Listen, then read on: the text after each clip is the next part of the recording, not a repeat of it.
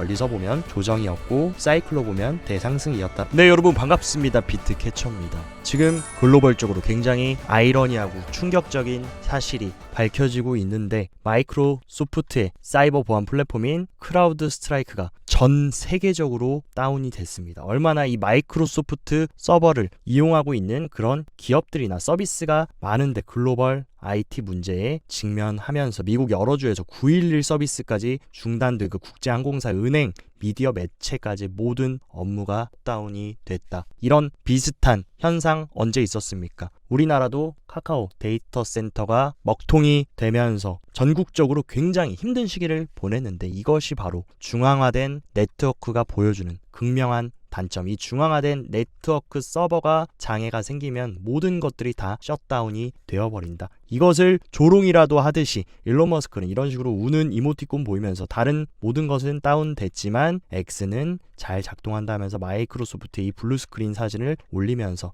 약간은 풍자하는 모습. 근데 지금 한간에 나오고 있는 얘기는 뭡니까? 은행부터 항공사, 마이크로소프트는 다운됐지만 비트코인은 원활하게 작동하며 10분마다 정확히 계속 블록 생성하고 있다. 이것이 왜 비트코인 네트워크가 위대하고 탈중앙화가 필요한지를 보여주는 대목이라고 생각하고, 유명 크립토 분석가인 제임스 반 스트라텐 같은 경우도 비트코인 something 그러면서 비트코인 사토시 블록이 첫 블록이 생성된 2009년 1월 3일 이후부터 블록 처리율은 99.9%, 그러니까 거진 100%에 달하는 블록 처리율을 보여줬다. 그만큼 비트코인 네트워크가 위대하다라는 것을 지금 간접적으로 얘기를 해주고 있습니다. 이것만 보더라도 이렇게 마이크로소프트 같은 견고한 네트워크도 한순간에 먹통이 되어버리면 모든 서비스가 피해를 받고 위험해질 수 있는데, 그에 반해서 얼마나 비트코인 네트워크는 견고한지를 보여주는 그런 재미있고 귀감이 되는 사건이라고 생각이 됩니다. 그리고 많은 분들이 우려하시고 패닉셀을 유도했던 마운트 곡스, 이번에 레딧 소셜 여론조사에서 50% 이상의 마운트 곡스 채권자가 비트코인 팔지 않을 것이다. 제가 계속 강조드렸던 건 뭡니까? 표면적으로 마운트 곡스 이동됐다라고 하고 다 팔아버리면 뒤통수를 맞고 속을 가능성이 크다. 실제로 마운트 곡스 투자자들은 얼리어더터들입니다. 비트코인 완전히 초창기 때부터 헐값에 몇백 개씩 가지고 있는 사람들. 이거 들고만 있어도 얼마나 부자가 되는지를 알고 있기 때문에 50% 이상 팔지 않는다. 이들이 계속 지고 간다라고 하면 마운트 곡스 매도 물량은 그렇게 큰 영향을 끼치지 못할 것이고, 결국에 마운트 곡스 뉴스만 보고 헤드라인만 보고 비트코인 다 팔고 폭락이다, 시즌 종료 하신 분들은 분명히 시간이 지나면 후회를 하게 되시는 거다. 업계 소식통에 따르면 트럼프가 비트코인을 미국의 전략적 준비자산, 미국의 준비금으로 사용할 수 있다라는 그런 소식들이 들려주고 가능성이 높다라는 얘기가 있습니다. 이 부분이 팩트인지 아닌지는 우리가 까봐야 알겠지만, 트럼프의 분위기를 보면 비트코인 컨퍼런스가 다음 주에 예정이 되어 있는데 모금자들한테 84만 달러를 요청했다. 그러면서 암호화폐 커플당 6만 달러나 10만 달러 만약에 모금하면은 사진도 찍어주겠다. 그리고 여기에 또 트럼프가 부통령으로 지명할 1순위인 JD 벤스까지 특별 게스트로 출연을 한다. 이런 트럼프의 최근의 모습, 비트코인 대통령이 되겠다, 비트코인 미국이 다 해먹겠다, 거기다가 지금 이런 식으로 적극적으로 유세를 할 때 크립토 모금자들, 플레이어들한테 적극적인 모습을 보여주고 있는 것, 정말 미국의 준비금으로, 마치 미국이 엄청난 금을 가지고 있는 것처럼 비트코인을 전략적 준비자산으로 발표한다. 이것은 기관 채택보다 더욱더 큰 겁니다. 왜냐하면 국가적인 채택이기 때문에. 아마 이 발언을 해주는지 우리가 지켜봐야 되는 거, 바로 7월 25일부터 27일에 예정되어 있는 가장 큰 연례 행사인 비트코인 컨퍼런스입니다. 여기서 트럼프가 얼마나 또 불리시한 얘기 해주겠습니까? 왜냐하면 크립토 유권자들이 너무나 중요하다라는 것을 이 여우 같은 트럼프는 잘 알고 있을 것이고, 여기에 연설하는 인사들만 보더라도 트럼프가 가장 메인에 있고 크립토 시장에 매우 불리시한 로버트 케네디 주니어, 그리고 돈나머니 캐시우드와 세일러, 이 굉장히 영향력 있는 이 4명이 다 비트코인 좋다.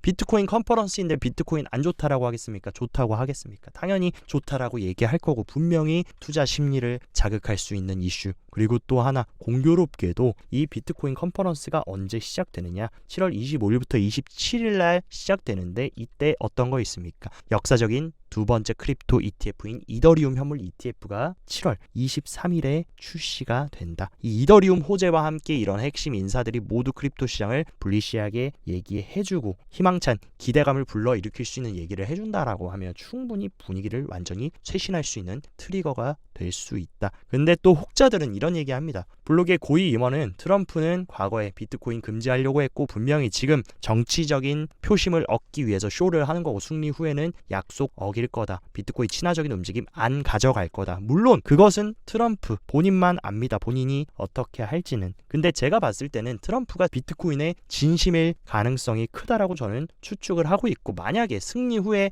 약속을 어기더라도 언제까지는 그러면 친화적인 발언 해주겠습니까? 대선 108일 지금 3달 남았으니까 11월 달까지는 아무리 트럼프가 약속을 어기고 지금 가짜로 비트코인에 친화적인 발언 해준다라고 해도 11월까지는 좋은 얘기 해줄 거라는 것은 기정사실하다. 그리고 이때 만약에 트럼프가 말을 바꾸고 다시 당선되고 나서 비트코인에 돌아선다라고 해도 어떤 상황입니까? 비트코인 매우 중요하다. 세일러 형님도 비트코인이 이제 정치적인 힘이다. 여기서 만약에 당선됐다고 180도 스탠스 꺾여버리면 트럼프가 오히려 대국민 사기를 치고 거짓말을 했다라는 이유로 정말 민심이 여론이 완전히 꺾일 수 있다. 그런 어리석은 선택을 할 것 같지는 않습니다. 그리고 실제로 이번에 상원의원 선거에 출마한 존 디튼 가상자산 변호사이자 리플 소송의 변호를 맡은 인물로 유명한데 이 상원의원을 지지하는 펀드에서 100만 달러를 기부했다. 그만큼 이제는 크립토의 친화적인 인물이라는 이유 하나만으로 크립토 플레이어들이 이 선거에 가장 중요한 후원금을 기꺼이 지불해주는 모습, 그만큼 이 크립토의 친화적이란 말 하나로 얻어갈 수 있는 이점이 많다는 것을 영리한 정치인들은 모두 알고 있을 겁니다. 그리고 트럼프의 재선 가능성이 지금 굉장히 높아졌고 유명 매크로 분석가인 린 알덴 같은 경우는 트럼프가 말 바꾸더라도 글로벌 유동성이 증가될 거고 그렇게 되면 암호화폐에 긍정적일 수밖에 없다라고 얘기를 해줬는데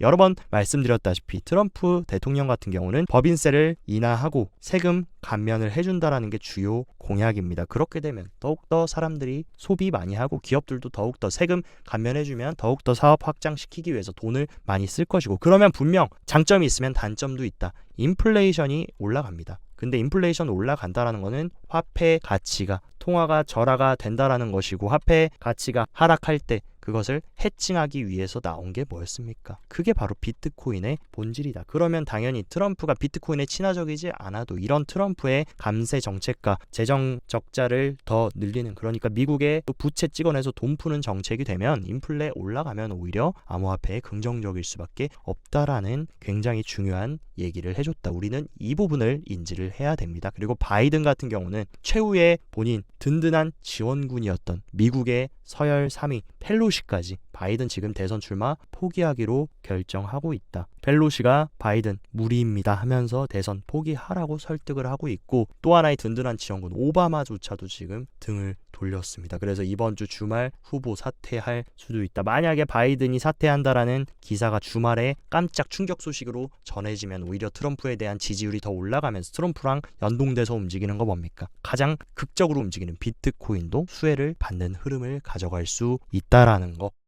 매크로 시장의 분위기조차 크립토 시장에 유리하게 흘러가고 있습니다. 어제 발표됐던 실업수당 청구 건수 같은 경우도 예측치를 상회하면서 노동시장이 드디어 냉각되고 있다라는 거 그리고 연속 실업수당 청구 건수도 예측치를 상회해주면서 확실하게 모든 고용지표들이 약하게 나오는 모습 미국의 고용시장이 위축되고 있다라는 것을 시사합니다. 그리고 대표적인 경기 침체의 선행지표라고 볼 수 있는 임시직 고용 같은 경우에도 이런 식으로 급격하게 꺾이면서 고용시장이 냉각되고 있다라는 것을 시사하고 있는데 2000년대 닷컴 버블 당시에도 임시직 고용이 꺾이고 나서 이런 회색의 리세션 구간에 진입하면서 하락했었고 2008년 금융위기 당시에도 임시직 고용이 꺾이고 나서 리세션이 발발하면서 극적으로 꺾였습니다. 지금도 임시 고용이 꺾이고 있고 여기서 더 꺾이면 그때 침체 시기에 들어올 수 있고 침체 시기에 그러면 제롬 파월은 무엇을 해야 됩니까? 연준의 막강한 실세라고 불리는 시카고 연은 총재인 굴스비도 조만간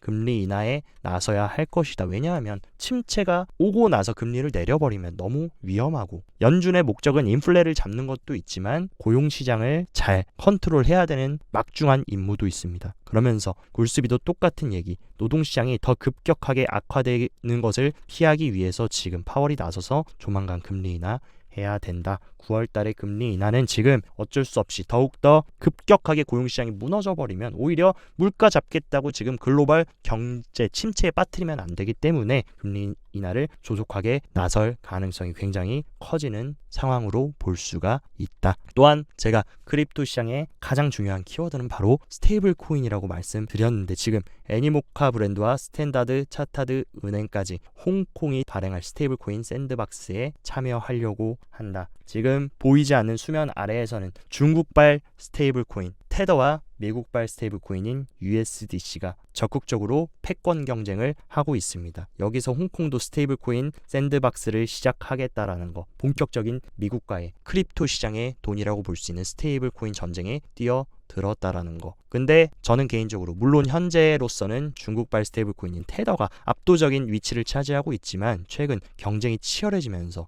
USDC 미국의 스테이블 코인 그리고 블랙록이 배후에 있는 USDC가 디파이 시장에서 입지를 굳건히 하다. 크립토 시장에 어떻게 보면 꽃은 뭡니까? 바로 디파이다. 근데 이 시장에서 USDC가 입지를 굳건히 하다, 미국이 치고 올라오고 미국이 스테이블 코인 패권을 잡기 위해서 아마 큰 그림을 그리고 있을 겁니다. 지금 같은 경우는 당연히 테더가 압도적인 비율을 차지하고 있지만, 시간이 지나면서 블랙록과 미국 정부 기관들 계속 이런 식으로 테더의 파이를 잡아가려는 모습을 보여줄 것으로 보입니다. 그리고 미국의 1위 거래소인 코인베이스조차, 원래 선물 시장 같은 경우는 완전히 중국이 장악하고 있었다. 근데 코인베이스 인터내셔널을 출범하면서 신규 선물 상장 코인들을 적극적으로 출시하면서 알트코인들을 상장시키고 있다. 이 얘기는 뭐냐? 선물 시장까지 코인베이스를 앞세워가지고 주도권 빼앗겼던 거 미국으로 가져오겠다. 지금 미국은 혼자서 다 해먹겠다. 미국 대통령, 부통령, 그리고 세계 1위 자산운용사 블랙록의 CEO 레리 핑크, 그리고 코인베이스까지 다 모든 것들을 미국이 지금 해먹을 굉장히 큰 판을 짜고 있다라는 거, 이 부분이 중요합니다. 그리고 미국의 거래소 크라켄조차 영국과 호주에서 기관 대상 가상자산 커스터디 서비스를 확장한다.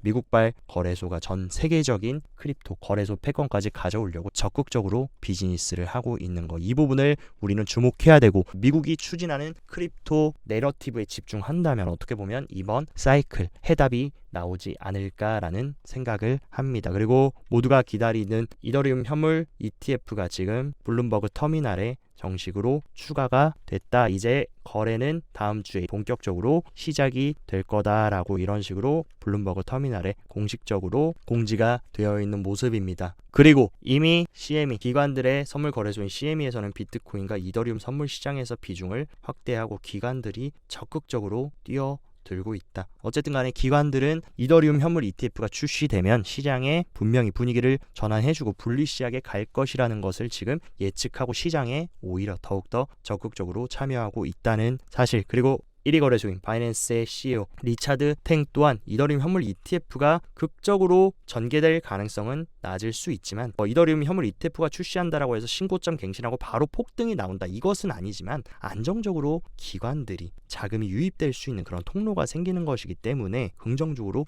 해석한다라고 얘기했습니다. 이 사람이 모르고 하는 얘기일까 알고 하는 얘기일까, 분명히 제가 봤을 때 이더리움을 수요로 하는 기관이 많다라는 것을 바이낸스 CEO는 이미 알고 있을 가능성이 크다라고 생각합니다. 그리고 유명 크립토 분석가인 마이클 반데포페 같은 경우도 이더리움 현물 ETF 출시되면 알트의 왕 이더로의 자금 유입과 동시에 낙수 효과로 알트코인들도 강세를 보여줄 수 있다라는 얘기를 해줬는데, 알트코인 시총 차트를 띄우면서 과거에 21년 알트 불장 당시에 어떤 흐름을 보였냐, 이 약세장 박스권을 돌파하고 첫 번째 리테스트 이후 그리고 세컨 리테스트를 하고 나서 엄청난 알트 불장이 도래했는데, 지금도 이 박스권 2024년 초에 돌파해서 첫 번째 리테스트 이후에 3월에 엄청 큰 반등, 그리고 굉장히 큰 알트들의 조정이 있었지만 이 구간이 우리는 세컨 리테스트다. 이 구간이 얼마나 지속될지는 모르지만 이 구간만 이제 잘 극복하면 과거 21년 알트 사이클처럼 큰 분출이 나올 수 있다라는 것을 시사해주고 있습니다. 그리고 특히나 거래소에서 비트코인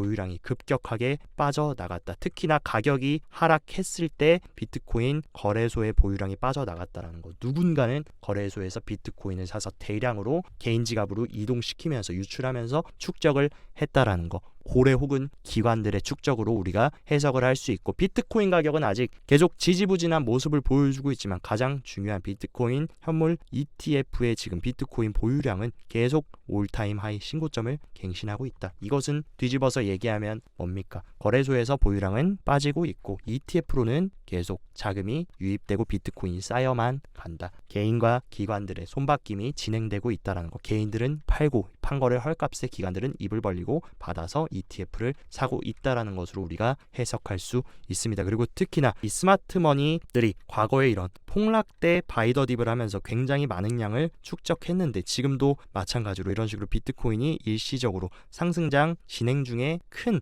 조정이 나오니까 이런 스마트머니들이 유입되는 흐름, 개인들은 팔고 있고 고래들은 사고 있는 흐름이 너무나 명확하게 나오고 있다는 겁니다.